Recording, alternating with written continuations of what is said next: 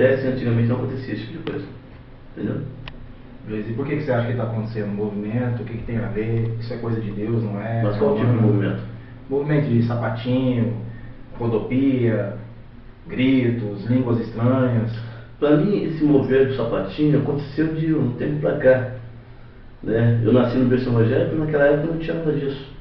Mas hoje, o crente ele tem uma necessidade de mostrar que ele é mais espiritual do que as outras pessoas.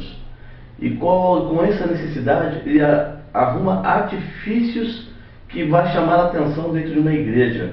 Hoje o sapatinho de fogo, para mim, ao ver, é uma dança eclesiástica que inventaram, como cair no poder. Se você perguntar para algum pastor de 10 anos atrás, de 20 anos atrás, de 30 anos atrás, quando as pessoas caíram dentro da igreja, estavam demoniadas. Mas hoje eles falam que é poder de Deus. Mas o mais engraçado é que a Bíblia diz que nós não podemos acrescentar nem tirar. E nós se denominamos cristãos ou evangélicos. E se você for olhar a vida de Jesus Cristo dentro do Evangelho, eu não vi uma vez Jesus sapatear no poder. Você chegou a ver? Não, mas até que ponto o sapatear ou esse mover tira a liturgia dos dias dos tempos antigos, por exemplo? Até que ponto fere? Você acha que substituiu a palavra real, pura, por esse tipo de movimento, é isso? O problema é que o Evangelho ele não é almático. O que é almático? Ele não é emotivo, ele não tem... você não trabalha com emoções. O Evangelho é uma razão. Tanto é que a Bíblia pede para nós darmos um culto racional. E isso nada mais é do que algo emotivo. As pessoas se emocionam e começam a pular, rodopiar e cair. Aí perde a essência do Evangelho. Portanto, o culto nos templos evangélicos é comparado aos cultos nos templos de Umbanda, vamos dizer assim, ou não necessariamente? Não necessariamente, porque se eu generalizar, eu estou colocando muita gente dentro disso. Mas ainda existem igrejas que são sérias. Elas não caem no modismo, na moda, porque o Evangelho de hoje é moda, né? Se a moda é cair, vamos todo mundo cair. Se a moda é rodopiar, vamos todo mundo rodopiar. Se a moda é andar imitando um leão, vamos andar imitando um leão. É moda. E na verdade Jesus não estava preocupado com moda alguma. A liturgia, ela muda ao longo dos anos aqui, principalmente no Brasil. Antigamente se tinha um tipo de liturgia, a forma de pregação mudou muito. Hoje as pessoas mexem mais com a emoção do povo, não mexem mais com a razão. O que você acha sobre isso? Eu acho que é o seguinte, as pessoas hoje, elas se preocupam, na verdade, passar uma terapia para a pessoa.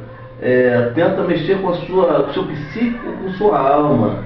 Mas, na verdade, você não tem que mexer com isso. Você tem que injetar dentro dela o Espírito Santo do Senhor. Porque é o Espírito Santo que lhe dá a cura, o Espírito Santo que transforma. Quando a pessoa ela mexe com a emoção, naquele momento ela chora, ela ri, ela cai, ela pula, mas sai da igreja, a vida continua a mesma coisa. Então não há uma transformação. Confundem a manifestação do poder real de Deus com o histerismo carnal. É isso aí. As pessoas ficam histéricas, gritam palavras que não sabem nem o que está acontecendo. É isso aí. E substituir aquilo que é real, que é o poder de Deus de transformação real. Isso é uma realidade que acontece hoje dentro dos templos evangélicos. Entendeu? As pessoas falam que seguem a Cristo, como Paulo diz, seguem meus imitadores como eu sou de Cristo, mas na verdade não fazem nada que Cristo faz. Para começar, Fábio, Cristo ele dava ênfase a quê? A coisa simples, lírio do campo, um monte, da onde me virá o socorro, virá do monte. Ele dava ênfase a coisa simples. A Bíblia diz que ele não tinha onde se reclinar a cabeça.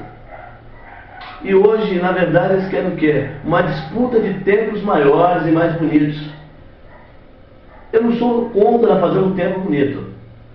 Eu quero saber se tem a palavra do Senhor lá dentro. Porque se tiver a palavra do Senhor, amém. Agora, se não tiver a palavra do Senhor, desculpa. Se torna, sabe o quê? Se torna no Antigo Testamento. O templo se torna a parede. E quando Jesus separou isso, dizendo que o templo agora seriam nós seríamos o templo do Senhor. A beleza influente dentro do Espírito somos nós. Nós temos que transpassar essa beleza, nós paredes. Parede nada mais é do que para que você não tome chuva, para que o vento não pegue você, é só isso. Aproveitando o ensejo, mudando um pouco de assunto, em relação à musicalidade. É proibido você, na sua visão, o cristão, misturar música gospel com música secular, ou não existe, para Deus, na sua visão, a musicalidade é uma coisa só? Eu nunca vi dentro da Bíblia ou em qualquer outro livro, sendo evangélico ou judeu, ou qualquer outra liturgia religiosa, a palavra escrito música gospel e música secular. Música é música. Para mim só existe dois tipos de música, como só existe dois caminhos. Desde Gênesis, Apocalipse, Deus vem falando porta estreita, porta larga, Deus, Lúcifer, joio, trigo, Caim, Abel. É sempre dois caminhos, não existe o terceiro. Então para mim só existe dois tipos de música, música boa e música ruim. E como meu Deus não faz música ruim, tudo que é ruim é de Satanás. Não tem qualidade, não tem essência, a letra é do diabo.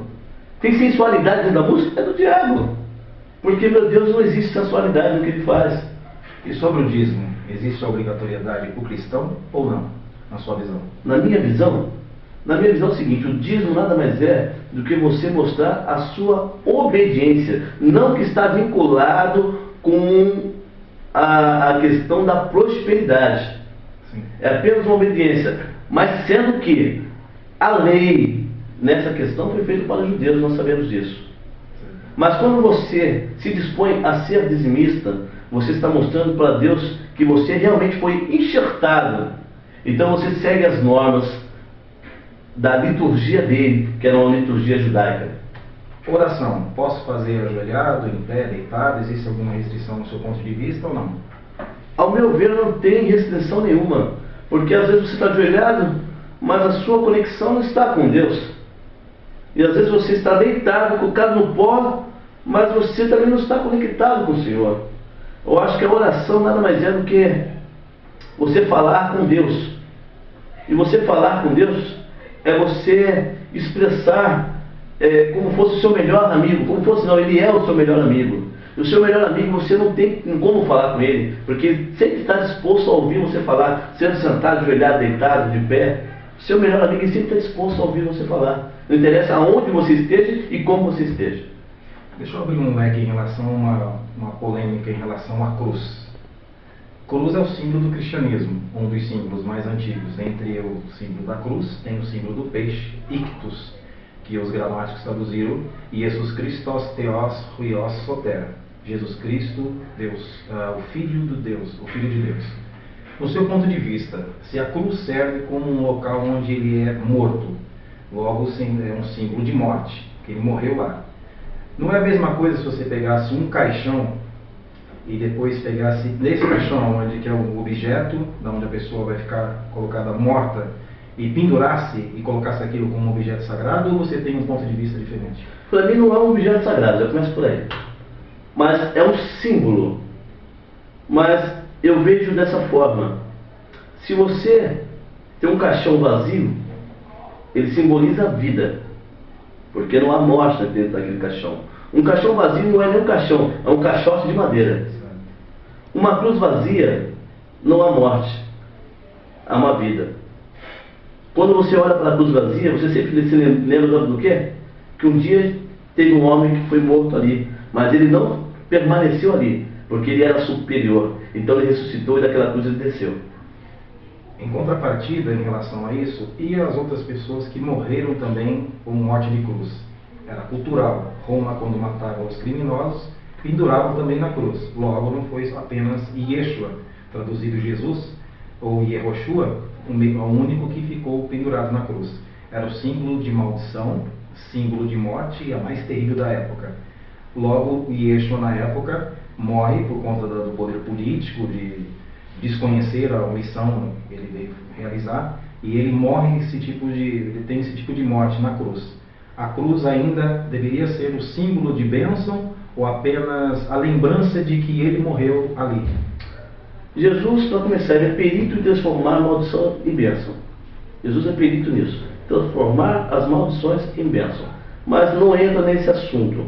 Mas eu acho que serve como lembrança que um dia teve um homem que ele não dependeu de ninguém para ser ressuscitado. Porque todas as pessoas que estão dentro da Bíblia que foram ressuscitadas, dependendo de um haja, de uma ação de um verbo, ele não dependeu de um verbo de ninguém. Ele ressuscitou porque ele era o Filho de Deus. Deus nunca aceitou sacrifício humano. Prova disso que em Gênesis 22, está dito que o Eterno então ordena que Abraão leve o seu filho para ser sacrificado em Moriá.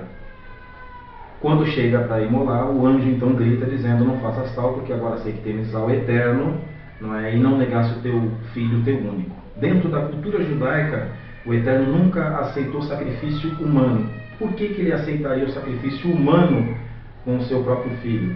Será que Deus foi sarcástico? Ou será que o seu filho, Yeshua, desconhecia deste mandamento, dessa cultura judaica?